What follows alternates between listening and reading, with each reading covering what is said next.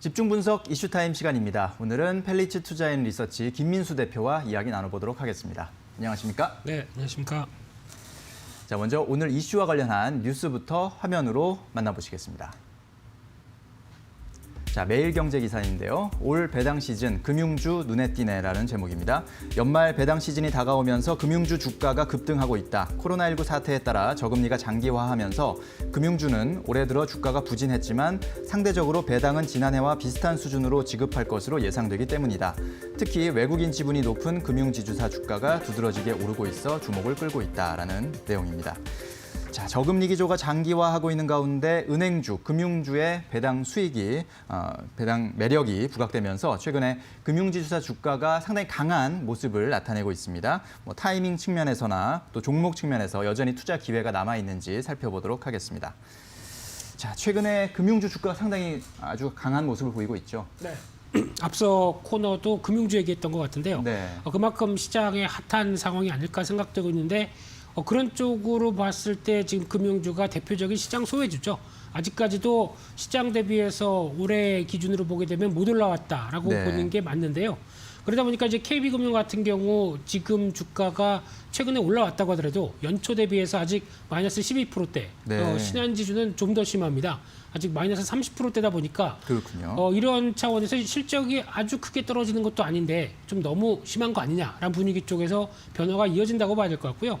물론 이제 그동안 이어졌던 분위기, 대표적으로 저금리 기조다 보니까 예대 마진이 제대로 작동하지 못하죠. 게다가 또 성장에 대한 우려감들, 대표적으로 정부가 대출 규제, 가계부채 우려감 때문에 압박하고 있다라고 하게 되면 대출은 바로 어떤 수익성과 매출의 기회인데 네. 이를 활용하지 못한다는 관점 쪽에서 부담감이 컸는데 그러다 보니까 지금 가치주로에 대한 시선이 전환되기 시작하죠. 즉 실적 대비 저평가는 뚜렷한 상황들고 보여지고 있는데 네. 이를 이제 시장이 좀 동력을 잃어가는 가운데 그래도 부각받아야 되는 게 아니냐라는 관점들이고요.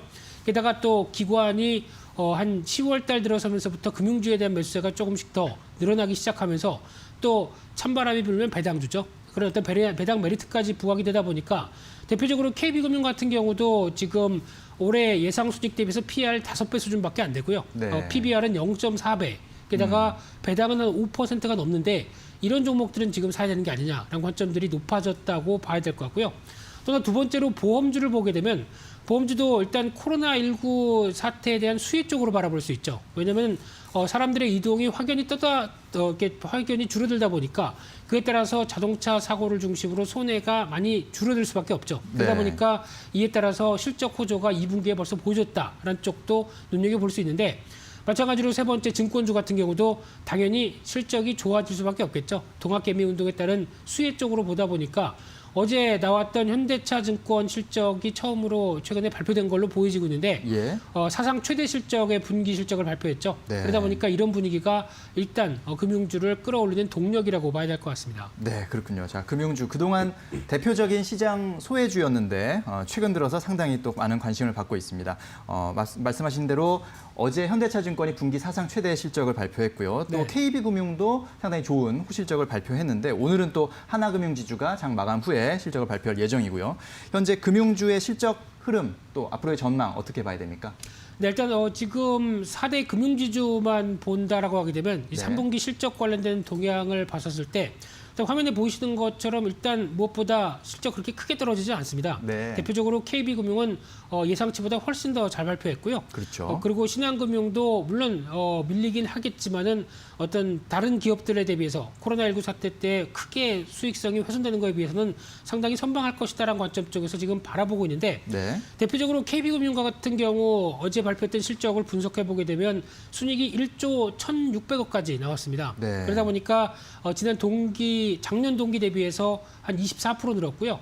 지난 분기 대비해서도 18% 늘었다라고 하게 되면 이런 동력이 뭘까라고 봤었을 때 일단 일회적인 요인들은 있습니다. 대표적으로 프루덴셜 생명을 인수를 하다 보니까 그에 따른 인수 조정금 때문에 조금 더 가세된 측면이 높고요. 네. 실질적인 측면으로는 KB증권이 호조죠.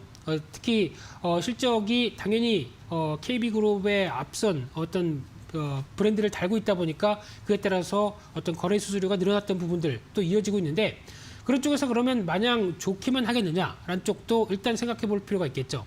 그런 쪽으로 봤을 때 일단 앞으로 어떤 은행권의 입장으로 보게 되면 지금은 실적이 좋은데 네. 아마 내년 이후에는 또 대출 건전성에 대한 우려감을 좀 안고 있는 상황들입니다.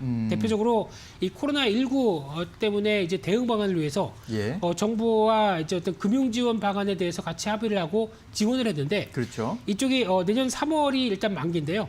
특히 소상공인과 중소기업 쪽의 대출을 집중하면서 신규 및 만기 연장까지 합치게 되면은 109조 원이라고 합니다. 아, 그렇군요. 상당히 큰 금액이죠. 예. 근데 지금 같은 이런 코로나19가 내수를 위축시켰던 분위기 쪽에서 충분히 어떤 일을 상환하고 이자를 내고 계속 끌고 갈 수 있는 분위기가 나오겠느냐. 여기서 지금 우려감이 상당히 높다고 봐야 될 것 같고요. 네. 그러다 보니까 지금 은행은 당연히 할 수 있는 일이 혹시나 이런 어떤 손해가 발생할 걸 대비해서 대손 충당금을 쌌죠. 그런 경향을 보게 되면 지금 화면에서 보시는 것처럼 한 2년 전 대비해서 대손 충당금을 훨씬 더 쌓기 시작한다라고 하게 되면 일단 이에 따른 부담감이 점점 더 커지고 있다는데 일단 주목을 해야 될 것 같고요. 예. 두 번째로 보험주도 마찬가지입니다. 지금은 실적이 좋아도 다시 이제 코로나19가 끝나게 되면은 사람들의 이동이 높아지고 그럼 손해율은 다시 늘어나는 게 아니냐 그렇죠. 관점들이죠. 게다가 또 정부의 보험료 개편에 대한 압박 얘기는 계속 나올 수밖에 없는 얘기고요. 네. 게다가 또 저금리 기조가 계속된다라고 하게 되면 운용할 때 또 운용 상품에 대한 압박도 계속 있을 수밖에 없고요. 또는 이제 중기적으로 고민할 부분들이 이 자율주행차에 관련한 흐름인 것 같습니다.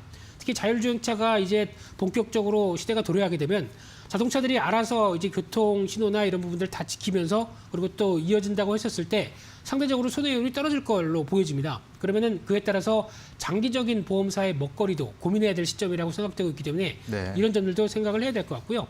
마지막으로 증권주 같은 경우도 일단 정부의 입김이 또 작용한다고 봐야 되겠죠. 그동안 좀 비싸게 너네들 신용인자 받았다. 그렇기 때문에 신용이자를 깎아줘라라고 하는 입김이 본격적으로 작용하다 보니까 그에 따른 또 수익성이 또 흔들리겠죠. 게다가 또 이 양도세 관련된 이슈가 계속 또 연말까지 남아있기 때문에 지금까지 이어졌던 거래가 폭증했던 이런 부분들에 대한 동력을 좀 잃는 게 아닌가라는 관점이다 보니까 지금은 괜찮아도 앞으로는 살짝 고민돼야 될 이유들은 좀 있다고 봐야 될 것 같습니다. 네, 그렇군요.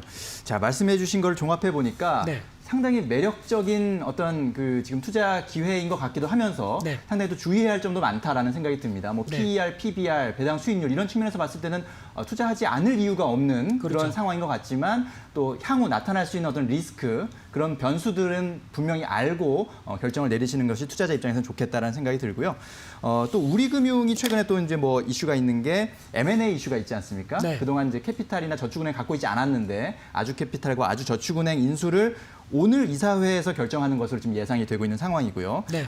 이런 상황에서 또 증권사 인수 가능성도 지금 얘기가 또 나오고 있죠. 네, 그렇습니다. 일단 우리 금융지주의 가장 큰 약점이 비금융 쪽이 별로 좀 없다라는 네. 쪽에 대한 부분들이었는데 그러다 보니까 이번에 아주캐피탈을 인수합니다. 그런데 아주캐피탈을 인수하다 보니까 지분 100%로 갖고 있는 자회사 아주저축은행도 따라오죠. 네. 1+1입니다. 네. 네, 그런 쪽으로 봤을 때 이 아주캐피탈의 어떤 코로나19 사태에도 불구하고 실적이 좋습니다. 예. 특히 상반기까지 순이익이 한 25% 증가하는 수준까지 나왔다라고 하게 되면 자동차 금융에 대해서 강점이 있다라는 쪽에 대한 부각들이 훨씬 더 지금 눈에 띄고 있는 상황들인데 그러다 보니까 인수 잘했고 그러면 그 다음 단계가 뭐냐라고 보게 되면 계속 금융 지주다 보니까 네. 금융 계열을 확충해야 되겠죠. 그런 쪽에서 최근에 어떤 실탄은 한 6조 원 가까이 있다라는 쪽도 나오다 보니까 네. 이를 통해서 충분히 그동안 좀 매물로 나올 수 있는 어떤 금융 계열 쪽을 계속 확보하겠다는 입장이다 보니까 증권이나 보험 쪽 계속 확보하는 쪽으로 나오고 있는데 특히 보험은 앞서 말씀드린 것처럼 저금리 기조 쪽에서 약간 좀 부담 갖는 요인들이 많죠. 그러다 보니까 증권사를 먼저 어떤 눈독을 들이지 않을까로 바라보고 있는데 하지만 여기서 중요한 부분들이 우리금융 같은 경우도 개인적인 바람이라고 하게 되면 신금융 쪽이죠. 네. 뭐 핀테크라든가 인터넷뱅크 이런 쪽이 훨씬 더 앞으로 성장하는 측면들인데 이쪽을 좀 더 챙기고 강화시키는 게 오히려 주가에도 앞으로의 성장성을 좀 가미한다라고 하면 좀 더 낫지 않을까 하는 생각이 들고 있습니다. 네, 알겠습니다. 이 부분을 우리금융 관계자분들이 잘 네. 참고하시면 그랬으면 좋겠군요. 좋겠습니다. 예. 자, 이제 투자자분들이 좀 궁금해할 사항인 것 같습니다. 아마 뭐 핵심일 텐데 네. 금융주 투자 전략 그리고 좀 관심을 둘 만한 그런 종목이 있다면 소개를 해주시죠. 네, 이렇게 싸다 그리고 배당 수익률도 높다라고 하게 되면 당연히 사야죠. 네. 그러다 보니까 어떤 단기 매수세와 함께 주가는 한 단계 레벨업은 시도할 걸로 보여집니다. 하지만 중기적으로도 아직까지는 저항권과 말씀드렸던 여러 가지 부담 요인들은 있기 때문에 네. 중기적인 저항 같은 대표적인 주봉이나 월봉상에 저항이 들어온다라고 하게 되면 일단은 수익 실현하는 쪽으로 보시는 게 좋아 보이고요. 대표적으로 배당 수익률 얘기를 많이 하시는데 항상 배당 수익률보다 그 이상의 시세 차익이 나온다. 그러면 일단 챙기는 게 좋습니다. 네. 왜냐하면 배당은 또 세금도 떼야 되고요. 네. 게다가 또 지급되는 게 내년 3월입니다. 아. 그러다 보니까 어떤 시간의 괴리가 있는 관점 쪽에서 일단은 먼저 챙기는 거를 우선으로 하자라고 말씀드리고 싶고요. 네. 그런 쪽에서 앞서 말씀드렸던 중기적인 또 은행주 같은 경우는 자산 대출의 건전성 이런 부분들도 체크를 할 필요가 있다는 쪽도 말씀드리고 싶은데 그런 관점에서 일단 상대적으로 최근에 이슈 대비한 쪽에서 좀 못 오른 종목 그리고 더 저평가인 종목을 두 종목을 말씀드리게 되면 네. 대표적으로 한국금융지주죠. 이쪽도 실적에 대한 기대감 당연히 증권사 중심으로 나올 걸로 보여지고 있는데 상대적으로 카카오뱅크에 대한 지분이 한 3% 정도 부각받는다라고 되면 여전히 매력적이라고 봐야 될 것 같고요. 네. 게다가 지금 올해 예상할 수 있는 PR 수준이 한 6.7배, PBR 0.8배 여전히 쌉니다. 게다가 또 배당 수익률도 4%대라고 하게 되면 같이 관심 있게 보셨으면 좋겠고요. 그러다 보니까 9만 원대 부근 정도까지는 여전히 열려 있는 게 아닐까라는 관점과 함께 손절가는 6만 5천 원대로 다양한 전략에 말씀을 드리고 싶고요. 두 번째로는 금융주 쪽에서 그나마 싼 종목 그리고 좀 덜 오른 종목이 없을까라고 찾아보다 보니까 상대적으로 JB금융지주가 눈에 띕니다. 네. 예전에 전북은행이었죠. 이쪽은 일단 실적은 올해 보다 보니까 순이익이 한 3,400억대로 보여지고 있는데 약 한 5% 정도 줄을 걸로 보여지고 있는데 주가는 많이 밀렸다가 올해 기준으로 보게 되면 아직까지 한 8% 정도 하락한 수준이죠.